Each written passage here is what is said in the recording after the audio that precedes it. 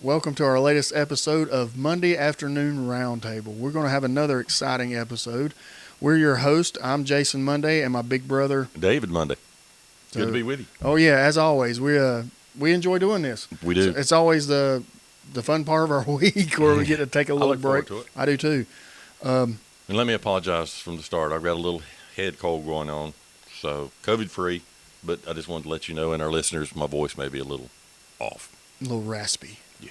All right. We got another cold case we're going to talk about today, which is another local one close to home here. It's close. David's done a lot of research and investigation on this.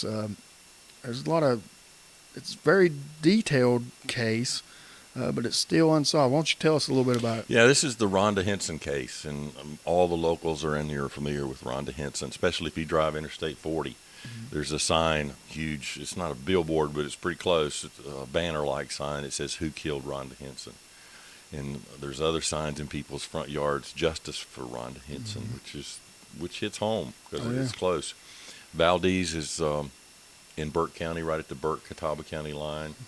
Rhonda lived in the Valdez area with her mother and dad, 19 years old. She had just taken a job right out of high school at a manufacturer, Hickory Steel, in downtown Hickory. Which is still company. active. It's still there. And matter of fact, we have a friend that works there.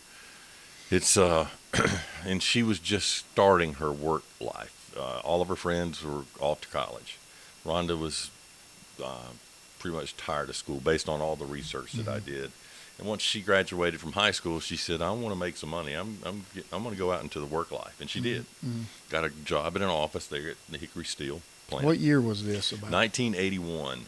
It was the year I started with Highway Patrol, actually. I was working with the Sheriff's Department in Caldwell County when this occurred. And it was an unusual case, and there was so many speculations about the case, and it still has yet to be solved.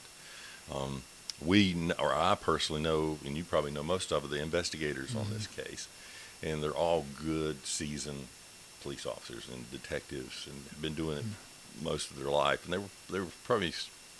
weren't rookies then, but they were close when this occurred. The people that I know familiar with it, and a lot of them have since retired, of course.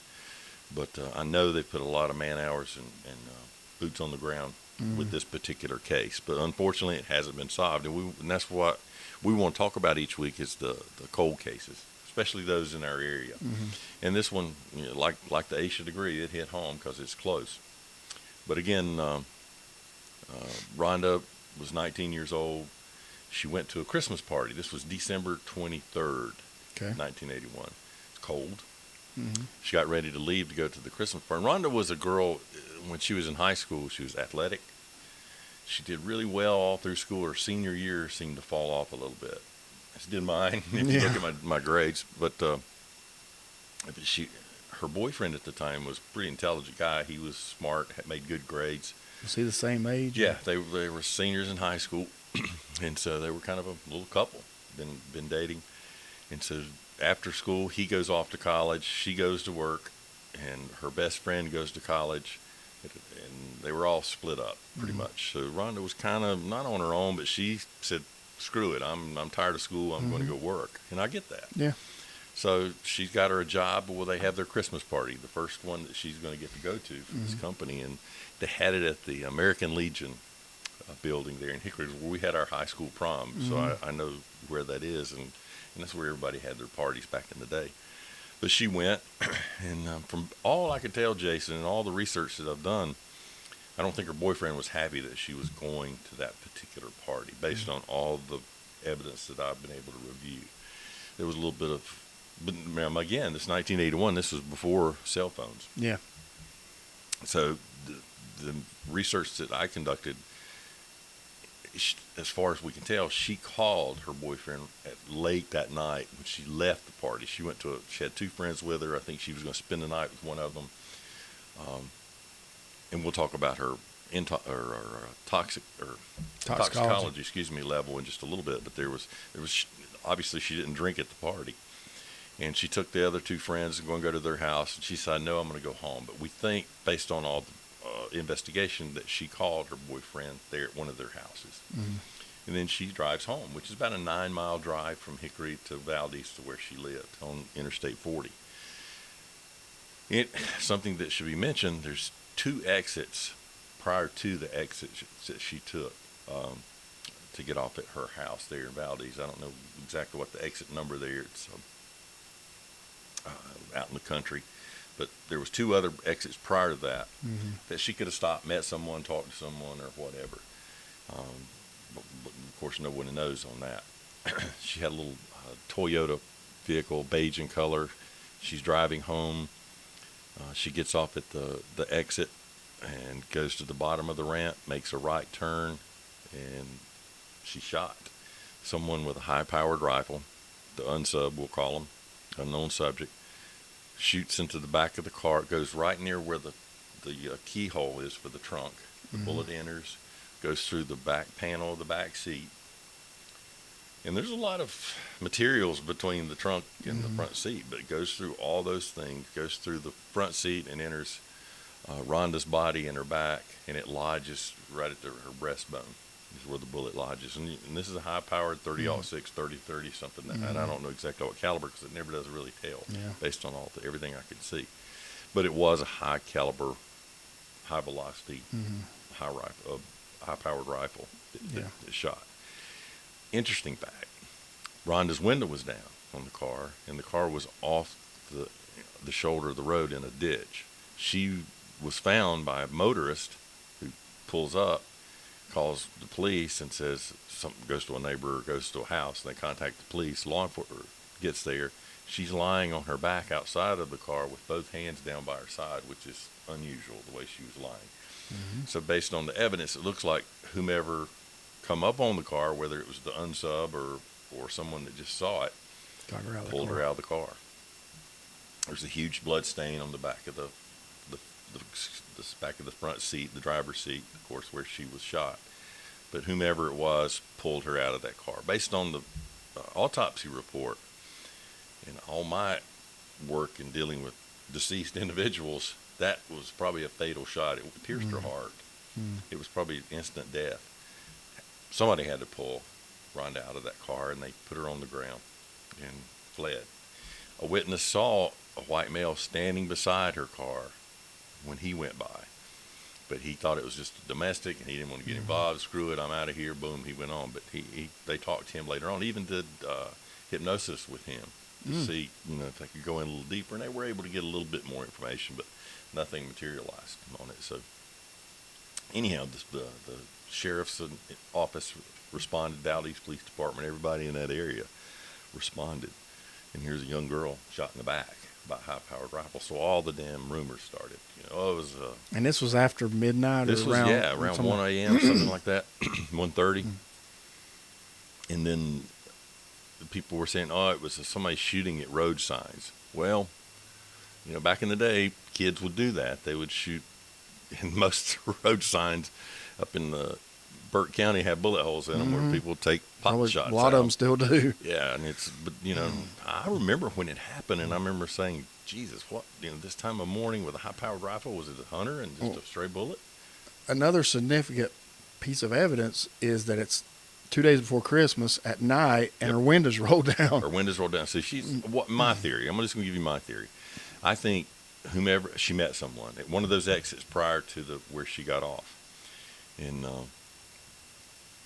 whomever it was, they were talking, they were communicating, and there's probably an argument of some sort, and she drives off. Whomever the individual is has the rifle, reaches, shoots into the car, probably didn't even aim, just takes the shot. Of course, it goes where it goes. The bullets, after it's out of that barrel, it's all done from there. And it could have been they were just trying to scare her, and it just perhaps maybe the fact that she was pulled out of that car, that makes me think that he was, or she, whoever the individual was, the unsub was so mad or upset, and they responded in that violent behavior with that rifle and shot, and not intentionally probably going to the window, but shot below, and then the bullet was so powerful that it penetrated the car and killed her. But they probably responded, looked, so, shit, what have I done? Pulled her out of the car, and of course she's dead, and then flees the scene. and has not been apprehended since. So that's it's a pretty old case. Have they? What about the boyfriend? Have they ruled him out, or is he still a suspect? Or As far as I can tell, Jason, he was a suspect, as well as his father, the boyfriend's father, was a suspect, which makes it even more bizarre. The boyfriend's father was a minister at one of the local churches, and it's the church that they went to, and she had made comments to her best friend, Rhonda did to her best friend, saying, he made some inappropriate, he touched me inappropriately before. I think he hugged her one time from behind, and it startled her and scared her. Mm-hmm. She thought it was her boyfriend. It wasn't. It was her daddy. And she made the comment that sometimes he would touch her leg when they were out for dinner. It was the boyfriend's daddy. The boyfriend's father. And so, that kind of started some little bit of rumors as well, but nothing's been proven. Mm-hmm. There's several groups. There's one group in particular, a podcast, and an individual, he's a reporter. He's done a hell of a job with this case as far as pinpointing times, timelines, who, what, when, where, and why. And it's pretty hard to argue his points. And he even called this minister on the telephone. There's a recording of it, a written record of it, where he talked to the individual and said, did you do this? And of course he denied the fact that he did anything with it, but the fact that he called him back and they talked was kind of bizarre in itself, a little weird. But anyhow, that the son, I'm sure that they were all interviewed multiple times. I think the son was pulled out of class a couple times in this college to do interviews and polygraphs and everything else. But apparently he was not in town during the time. All the evidence that I could see, his alibi was justified. Okay. Where he was, what he was doing, as well as the father. On all I could see. If not, one of them would probably have been charged by now, I would think. But the fact that it's got that little innuendo of some kind of sexual or lewd behavior on the boyfriend and the boyfriend's father. Don't know anything about either one of them. I think they moved out of the area pretty soon after this occurred. Moved to South Carolina. So it's just a little weird with all that. The Sheriff's Department and the SBI, they've come out with some new leads here recently. I noticed on doing the social media searches on things where they're trying to bring it back up to life again. It's like we did with the Aisha case. They're trying to put life back into it. And the sheriff that's there now in Burke County was one of the investigators originally on the scene there. So, and of course, he does a great job, and he's got a good team there. So I know they're working this case. I know they are. I just don't know if it's anything they find is going to be usable. So it's been a long time. For what? How many years? 40-something years? 41. Yeah. Be 41 this Christmas. All right. I agree with your theory in that it's somebody she knew or somebody she was talking to. I would go even a step further that they maybe, this is speculation, weren't even trying to hurt her, but to disable the car. Maybe shoot the tire out. Yeah. They were arguing. She got mad, left. The person that shot wanted to continue the argument, didn't want her to leave, but that's just pure speculation. Shot in rage, If I got a rifle and I'm wanting to kill them, I'm going to aim directly for, but it could be a poor shot. I don't know. Right. You don't know. Lucky shot. Yeah. Mm-hmm. But it went through the back. And the motives, could be jealousy, of course. The fact that she went to a party, the boyfriend didn't approve of it. And there's some, the boyfriend was he had a gift of gab, I guess you could say. He was well written, well versed, well spoken, and he would write pretty cool little letters to her, love letters and different things. And a lot of those are on the social media, those letters. And you could tell he was a smart kid. But anyhow, you could tell there was a little bit of bad blood as the relationship went on. Started, it was all lovey-lovey. There at the end, it was, where are you? What are you doing? Why are you there? Questioning pretty much everything she did. And I think she resented that, but she still loved him, I think, based on all I could tell. Rhonda didn't wear makeup. She was one of those little natural, pretty little girls that didn't have to wear makeup. And but she did on this occasion when she went to the Christmas party. And she did for her prom with the same boyfriend. They went to the prom together, and her mother brought her a new dress to wear to the prom. Or Rhonda went, this is a pretty cool story. She goes to the mall to pick her dress out to wear, and she puts it on layaway. Remember, that's what we had to do everything back then. And her mother and father go early to get it for her as a surprise and brought it home and had it ready for her on prom night. So she goes out with her boyfriend. There's pictures of them together. They're a cute little couple. And they go out. But then on this night, she dressed up really nice and went to this party. So I'm sure he was probably pissed, you know, the fact that she went. You know, I'm assuming that the investigators talked to all these people she worked with. And most of the people she worked with were probably a little bit older than her. Probably so, yeah, because, and again, you just like you said, that company's still there. And probably some same people still work there. But there might have been some men there that were single, that were early 20s. Or whatever. Yeah. Every workplace has its own little issues that come along with it. But it could have been revenge, could have been a stalker, or it could have been someone shooting at a damn road sign, or a coon hunter. Or but if they did that, would they take her out of the car? True. That's what changes the whole concept. They could, in that they, shit. Yeah. Let me go check and see, and then, oh my God, you know. But I don't think so, because I don't think her window would have been down. Yeah, that's the big. Because it was a cold call. Here's another piece of evidence that's interesting that I failed to mention. When she left to go to the party, she lived with her mother and dad, and she walks out, and her mama says, "Hey, it's cold. You need a coat. You need a jacket." And she said, "Where's your coat?" She said, "Well, my letter jacket from her high school." She said, "Was it in her boyfriend's car or at his house?" And she said her hoodie was at her best friend's, in her best friend's boyfriend's car, where they'd been out shopping together. So she didn't have anything to put on. She didn't have a coat, so she left without a coat, which is a little odd. But what makes it even weirder is the fact that when they inventoried all the evidence in the car, the hoodie and the leather jacket was in the back seat. Well, how about this, throwing it out there? She didn't have the hoodie or the leather jacket. Mom's getting on to her, you need to get a jacket. She goes by boyfriend's house, because that's where the leather jacket's at. Boyfriend's not there, but dad sees her dressed up. I'm just, I'm throwing out there possibilities. Dad sees her dressed up. Well, where are you going? Going to a Christmas party. Well, Junior's out of town. Why you get, yeah, I'm just this is pure speculation. There's nothing, but just trying to connect some dots maybe. And that very well could have, because probably the father, when he sees her dressed up, and that's just we don't know that. We don't know that for a fact that she went to the house. No, we don't. But that's a strong possibility that she could have to go get her coat up or get, because it was cold. Another little ironic thing about the case, Rhonda and her dad had this thing, they would bet on when the first snow would be. And Rhonda said, it's going to snow on Christmas. It's going to snow Christmas Day. And so they had a little bet going. And they buried her on Christmas Day, and it snowed. Yeah. So you know how hard that was for that family. And it's still hard for the family. And as far as I know, her mother's still living, and I think her father as well. But it's just been one of those cases that they just can't seem to close it. They can't seem to find the individual that was the guilty party. And I don't even know if you know the answer to this. I got two questions. Is boyfriend's dad still alive, and did they attend the funeral? They did.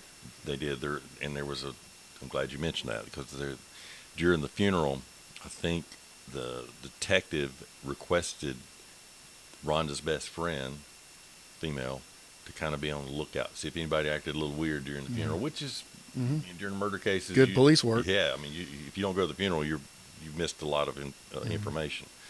The log book or the sympathy book or whatever it's called at the funeral home, both the dad and the son attended, and I think the dad's wife. The boyfriend's dad and his wife split up soon after this. That's interesting too. Yes, it is interesting, and so. And it's not common for preachers, especially in the South, to separate or divorce from their spouse. Extremely unusual, but this happened, and based on some of the other reports that I found, that the father the older gentleman, was at another church as a pastor and was asked to leave for the betterment of the church. Is the reason for the. Was this after or This before? was before. Okay. But nobody knows exactly what happened during that particular case, why he was asked to leave the church. And again, this is all speculation. I don't have any concrete proof that happened, but it's based on all the research that I've done.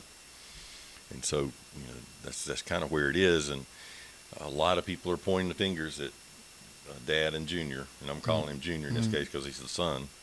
And they're both still alive, right? Both still alive, and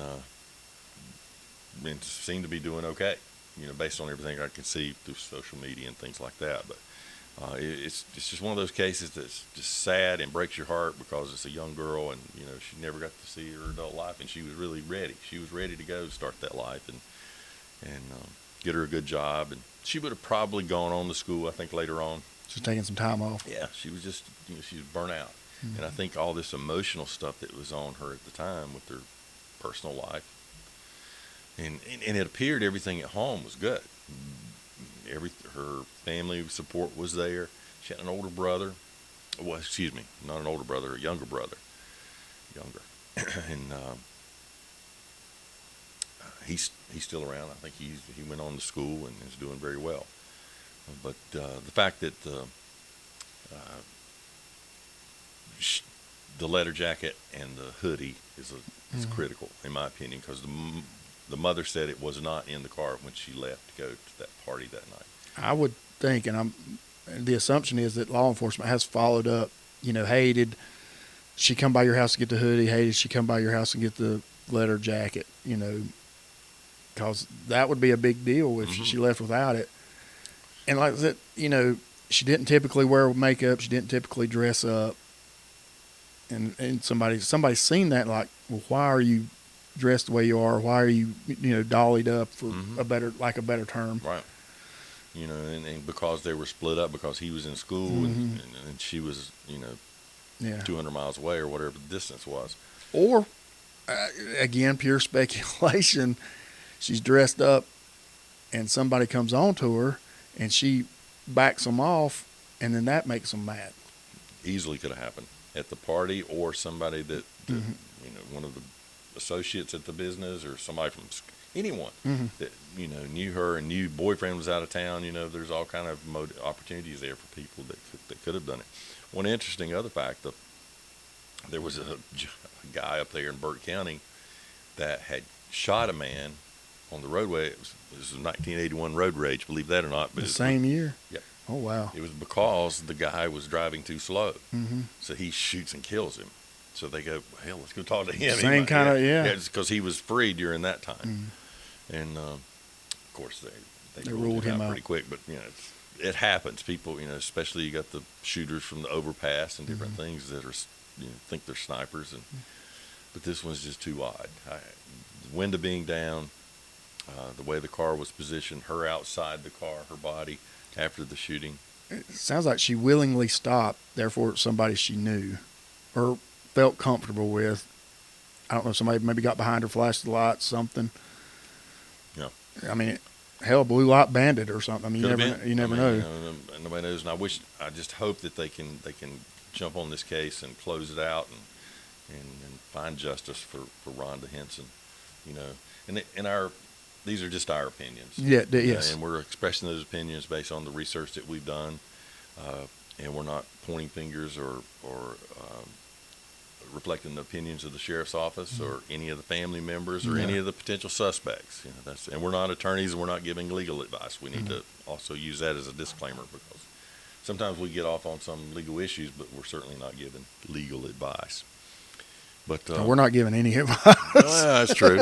Of any kind.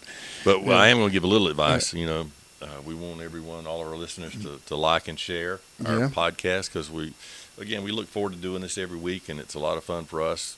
And we learn something every time we do a cold case. And it won't be the cold cases every time, but we're going to focus on that right now. Yep. And Jason's got one coming up. Tell us a little bit about it. Well, before we get to that, I want you to like, share, subscribe, and comment. Comments are great, especially if you have any theories, or maybe you went to school with Rhonda, you knew her, you grew up with her, or anything or any kind of speculation or theories, we welcome your comments, or negative, positive, or indifferent. No negative. No negative's fine too. Like, share, subscribe, comment. Yeah. Another case that I've got is very close. It's not very old. It's just a year old. I'm working with the family. It's here in Lincoln County. It is of a young man. He was reported missing. He was missing for a couple of weeks, and then his body and car were found.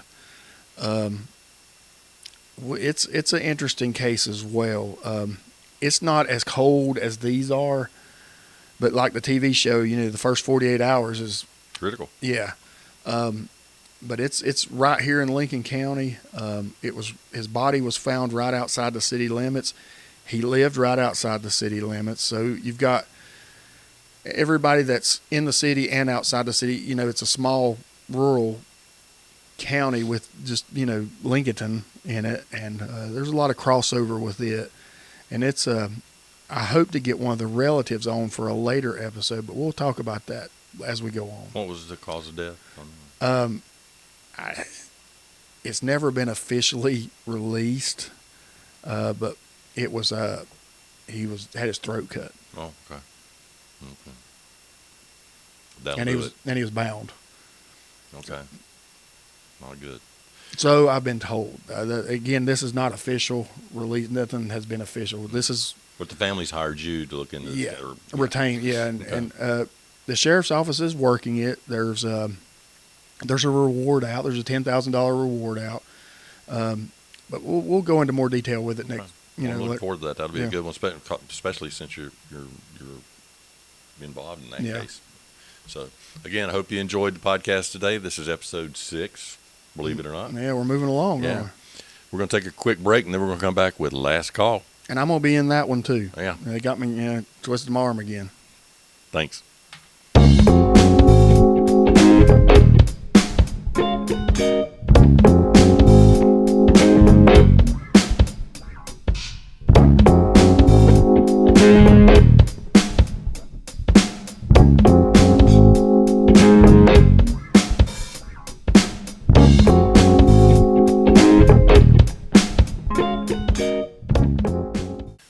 Welcome back, everyone. It's our last call with Monday Afternoon Roundtable. We've got a special guest today. Mark, he has a northern accent, and he's kind of shy, so we're going to be delicate with Mark. He's one of our new... I don't know about being shy. Hey, you'll see. He's one of our private investigator associates, soon to be. He's putting all of his work in. He's a retired fireman. Firefighter. How many years? 24. Oh, man. How many fires did you put out? You remember? 26. No, a lot. They're pretty busy. Yeah. Seen a lot. Yeah, so Seen too much. we're bringing him on as far as the insurance component and helping us with some of our stuff that we don't know anything about. They always said the firemen and police didn't get along. Was that true? No. I didn't think so. I always, We're all on the same team. yeah. Yeah. If, when they were there, I felt much better. Except when those troopers wanted us to get the interstate over. Damn troopers. Yeah, don't block that damn. Why? I want to ask you, why do they block the traffic with the fire truck? Always pisses me off. Tim always gets mad because the fire trucks have got their shit blocked. But we love firemen. Keep the cars off the workers. Anyhow. All right, we got a special drink today. It's called 10 Cup Mountain Whiskey. Where did you find it? Drew brought me that yesterday and said he wanted us to try it on our last call, and I said, we'll do it. Well, I've never heard of it. I've never seen it. Neither have I, and I'm looking forward to it. Tell you a little bit about it. A 10 Cup whiskey is a marriage of 2 great American whiskeys. Straight bourbon distilled in Indiana and Colorado single malt. Each aged in number 3 charred oak barrels. Named for the Colorado mining town of 10 Cup. And what's cool about it, it's got a little 10 cup, of course, on top. And that's what the miners drank their whiskey out of at that time. So I'm looking forward to this drink. I'm going to let you break the seal on it.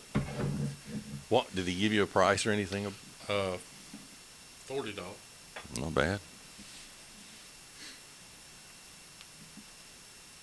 So we'll Childproof. get this thing going here. It's cut with Rocky Mountain water. Thursday. Bullshit. I got a cold, so I need a little more. Medicinal. Jason was on last week. He said, "Hey, I kind of like that shit. I'm gonna do it again." Yeah, that was pretty good. Free whiskey. Yeah.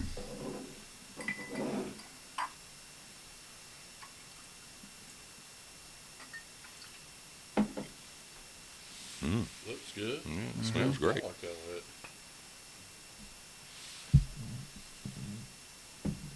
All right.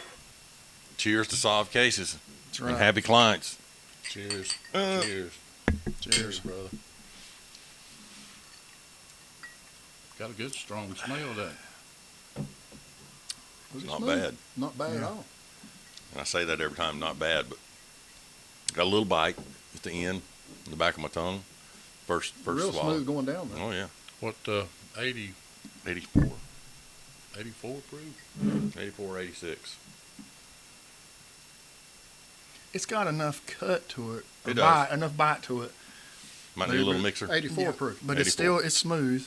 Yeah. Yeah. But you know it's there. And I think we're going to try it with a little mixer to see if it adds to the drinkability or the flavor. I like it, right, like it is.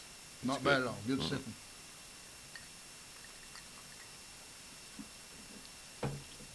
Tell Drew to give us us another another bottle of bottle, that. yeah. That's good stuff. I liked it. Break out the mixer. Let's try it. You want to try it? Yeah, we'll try it Yeah. with a little. Put a little dab of something in. What'd you call that, Jason? The sun drop, the kidney stone. Yeah, kidney stone You want a maker. little in yours? No, Yeah, I I do. Kidney stone maker, life taker. Yeah, thank you. Yeah, sun drop's a local drink that we've enjoyed since childhood.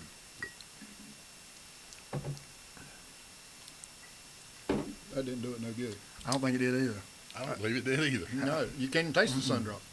It knocked the Well, bite you down a look- little yeah, bit. it took the bite out but of there's, it. as far as Yeah, the taste, it didn't make it any more. no, it's not. That's Yeah. not a good mix. I don't. Not at all. That yeah, you, I think it'd be too sweet for that drink. It's I not think sweet. You it's- can't taste the sweet at all. Well, It's really nothing. It just kind of took the bite away. I like it on the rocks. I think it's. Yeah, I just think don't it's like better. any kind of sweet. Yeah, I think it's better. So, all right, it's grade time 1 to 10. 1 being just don't ever want to see it, smell it, taste it again. 10 is one of the best. I'm going to go with a 7. High 7. High 7, I'm Mark. gonna say high 7, 8.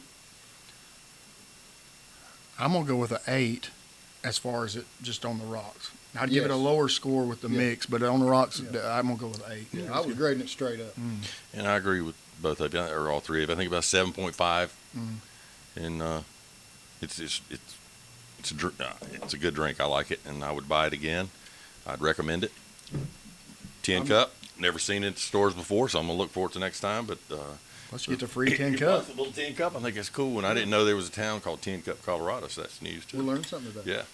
Yeah, and it's distilled at or it was cut with the Rocky Mountain water, bottled at an elevation of 5,251 feet. It's almost a mile. Pretty damn Mile close. high liquor. Yeah, mile high. Yeah. So, anyhow, that's pretty neat. So, we'll keep that 10 So cup. what's on the agenda? I've got, like we discussed earlier, I've got Mark coming on board. He's in the process of long, drawn out process of submitting all of his paperwork to Raleigh. I just got one of mine back for one of our. I've got 5 PIAs right now, so I'm full. But my 5th one just come back. Her paperwork come back 2 weeks ago, 3 weeks That's ago. good. That's good. She was here at the office yesterday, so we're getting our team really. We're still growing and Yes. getting it, people in the right places, but we're in the right direction. We need to bring them in for the show sometime. Yeah, I think we Do will. some At least people. one Yeah. at a time. And once I get Mark through, I'm going to start with Garrett. And then after Garrett, Garrett, our behind the scenes guy back there, Yes. does such a great job. he's going to become, Mud stuffing. He's going to become a PIA. And then after that, I'm looking maybe to bring on Jeremy, Mhm. who will be our firearms instructor. And Yeah, Jeremy was on our show. Yeah. We a couple weeks back. But Yeah, be lucky to get him. One- Very good firearms guy. One thing we didn't say about Mark is he's got an extensive cool car collection. He really does. What did you just sell? You just sold a Corvette? Yeah, 64 Corvette. 64 Corvette. Gold? Yep. How many? I mean, it wasn't. They couldn't have been that many of them made. The official name of it is Saddle Tan. It was the rarest color of the years it was made. It was just a couple of years. I'm not a big Corvette guy, but I think 1,700 of them were painted that color. Oh wow! Very, very rare color. So Yeah, but did beautiful. a collector? I'm Yeah, it's assuming going- bought it. Yes. Yeah, he said this would be his fourth Corvette. It's going to Maryland. Yeah. Well, He bought the car unseen. Yeah, He bought it bought the unseen. car with just the pictures. well, yeah. I bet he did his research though. Yeah, I had good pictures. I mean, Yeah. I had it on a lift and all that. So he's, and I told him, if you get there and you don't like it, leave it on the truck and tell him bring it back.